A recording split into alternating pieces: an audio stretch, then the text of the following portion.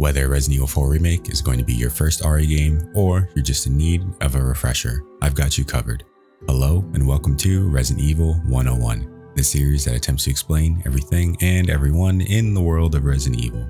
And today, we'll be taking a look at Leon S. Kennedy's transformation from tragic orphan to the super agent he becomes in Resident Evil 4. As a small boy, Leon was known to have suffered through the traumatic event of having his entire family killed due to crime, which led to him being orphaned. He only survived with the aid of a single unnamed police officer, an act which inspired him to one day become a police officer himself in order to protect as many people as he could. Not much is known about his life from this point up until joining the police academy. Upon graduating from the police academy at the age of 21, Leon requested assignment to work for the Raccoon Police Department. His reason being the widely publicized bizarre murders taking place in and around the Arklay Mountains. From here on out, the details get a little bit fuzzy because of the different things happening in the original versus the remake. For the sake of better exposition and simplifying things, I'm going to go with the original timeline of events for the most part, occasionally supplementing some parts with events from the recent remake where it makes sense. Leon had no travel plans or apartment in Raccoon City, and in the hasty departure, he broke up with his girlfriend. Stopping at a motel for the night, he passed out from heavy drinking and woke up on the afternoon of the 29th of September 1998, a Tuesday. Kennedy continued driving into the city, hungover, now late for reporting, into the station. On the way to the city, he passed through the highway blockade erected by the United States Army and the Army National Guard, which had fallen due to the chaos within the city, which offered access to the Doom City to any unwitting person. Upon entering the city, Leon would stop for gas, encountering an abandoned patrol car and a grisly scene. The fresh-faced officer decided to investigate the gas station further, immediately running into Claire Redfield, who was fleeing the zombie-infested interior. The pair soon found themselves surrounded by the Walking Dead and used the abandoned patrol car to escape. Their meeting would be cut short when a gasoline tanker collided with the car, destroying it. With the two separated on either side of the fire, they both agreed to meet each other at the Raccoon City Police Department. The station itself had already fallen to zombies, and the only still living police officers were Lieutenant Marvin Brunna, who had been gravely injured fending off an infected Brad Vickers, Elliot Edward, who was entrusted with looking for an alternative way out of the station, and the despicable police chief, Brian Irons. Arriving to the station first, Leon witnessed Elliot be torn in half under a shutter, and he almost suffers the same fate until he's saved by Marvin. Marvin then explains the situation that the few remaining police officers, now all gone, were trying to escape through a secret passageway. Marvin entrusts the opening of the secret passage to Leon, as well as a personal combat knife, reminding Leon not to make the same mistake and not to hesitate when coming across a zombie. And don't make my mistake. If you see one of those things, uniform or not, you do not hesitate. You take it out, or you run. Got it? Yes, sir. After solving various puzzles around the station, Leon discovered the secret passage that was hidden beneath the statue in the main hall. Marvin refuses to go, knowing that he's about to become a zombie, and he shuts the door on him. Beneath the station, Leon is ambushed by a mutated William Birkin, and the two do battle. After seemingly defeating the monster, he ran into Ada Wong, a corporate spy from one of Umbrella's rival companies sent to steal the G-Virus. She claimed to be an FBI agent looking for proof of Umbrella's illegal bioweapons project in order to gain Leon's trust.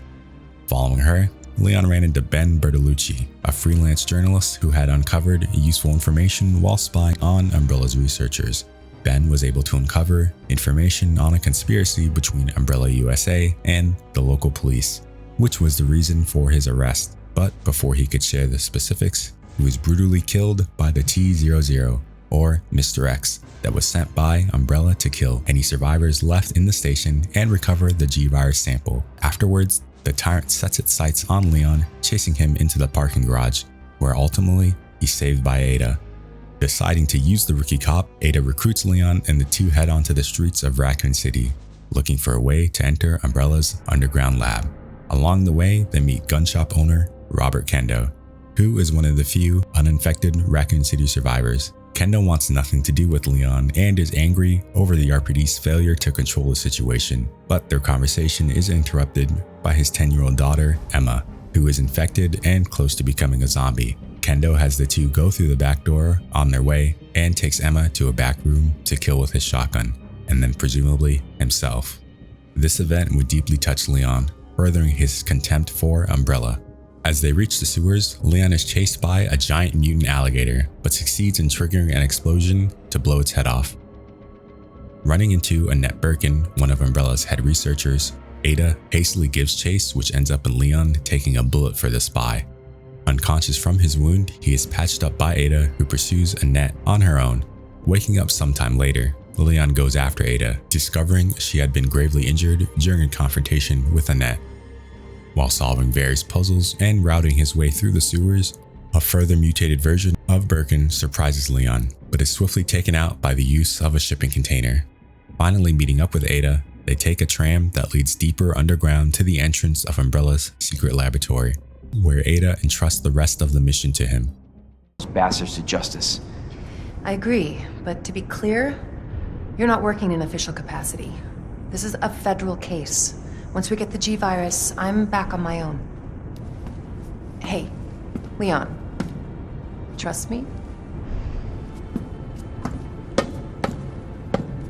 Trust me? Honestly, if I didn't, you'd probably be dead. Right. I thought I might need your help, and I was right. If you can secure the G virus, I can make sure what happened in Raccoon City never happens again. Ada, you said it yourself. It's a federal case. I don't Leon, have the authority. Look at me.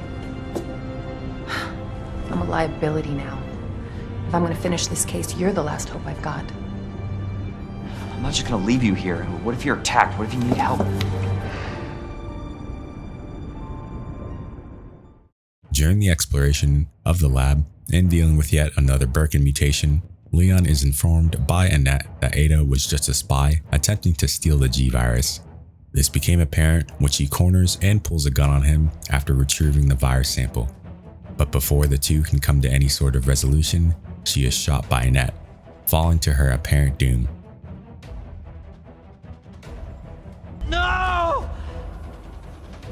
With the underground lab's self-destruct initiated, Leon desperately races to escape the facility, doing battle with the now mutated super tyrant one final time. In this battle, Ada, alive and well, throws him a rocket launcher to kill the mutant once and for all. Boarding a moving train exiting the facility, Leon reunites with Claire, who has Sherry Birkin with her, the daughter of Annette and William Birkin, the trio seemingly finally escaping the nightmare until a final mutated Birkin, now a blob of flesh, latches onto the train. Leon and Claire fight against it with everything they have, just long enough to detach the cable car, leaving the monster to be devoured by the flames of the collapsing laboratory.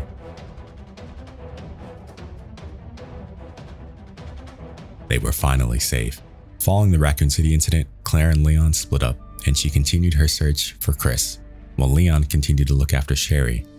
They were soon apprehended by the US military though, and Sherry was taken away and placed into protective custody while Leon was interrogated.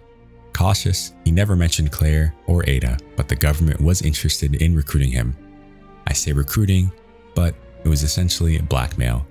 Forced into the deal, he accepted, mainly in order to ensure Sherry was kept in good hands and safe from experimentation. We have the authority to do as we please with you. You and that girl.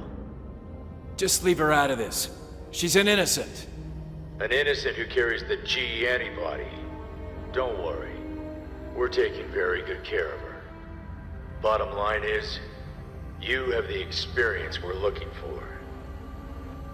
So if you want this to end peacefully, you really have only one choice. Work for us. And just like that, I found myself in the service of the US government.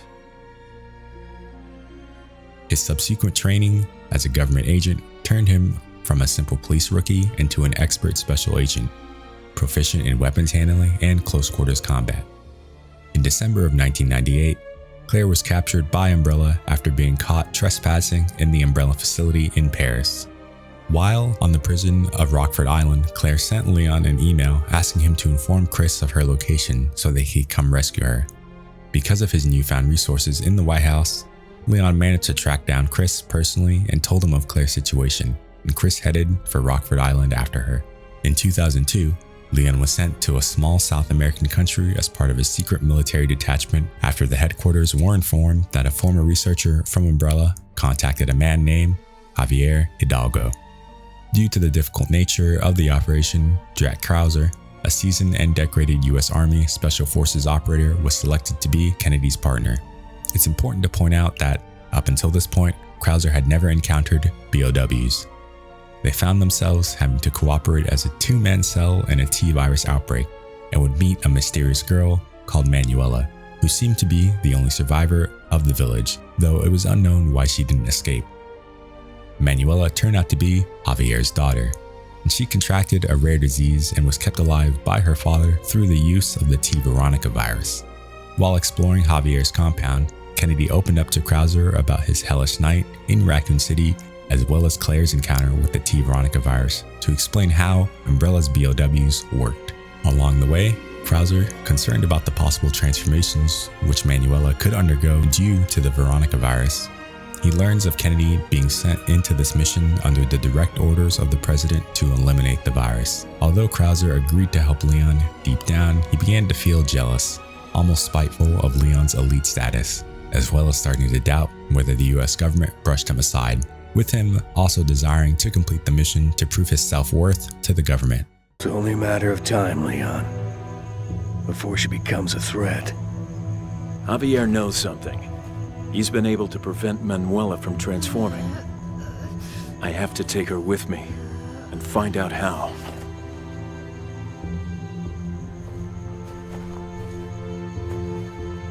Antivirus weapon protocol number 7600.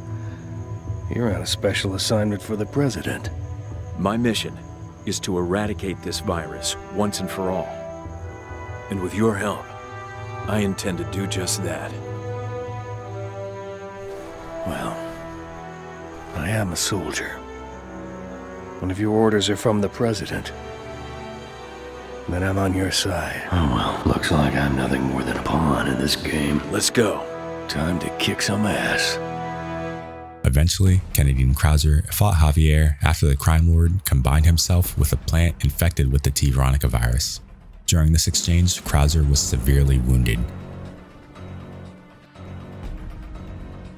Manuela then assisted them by unleashing the effects of the virus on her father, and with their combined efforts, Javier was killed. After the battle, Manuela was taken into government custody, and with the mission completed, the two parted ways, with Krauser eventually being discharged because of the injury during the mission. Sometime later that year, Leon learned that his former partner died in an accident. The events of this mission would come to be known as Operation Javier. 2 years later, the events of Resident Evil 4 would transpire. And now that you're all caught up, here's some Leon-esque trivia for you. Since Leon's backstory was that his family was involved in crime, and that they all got killed due to it, and he was intended to be Italian-American, given those two things, Leon was very likely the son of some mafiosa, which makes the mafia costume in RE4 seem not so random anymore. Leon's default handgun in RE4 is the Silver Ghost. Apparently, Leon himself picked the name since he disappeared from the world after the Raccoon City incident. Leon's favorite movie is The French Connection, and he likes to watch movies alone in the dark. If you enjoyed this video, please be sure to subscribe and let me know who you want to see next. Until my next video, take care.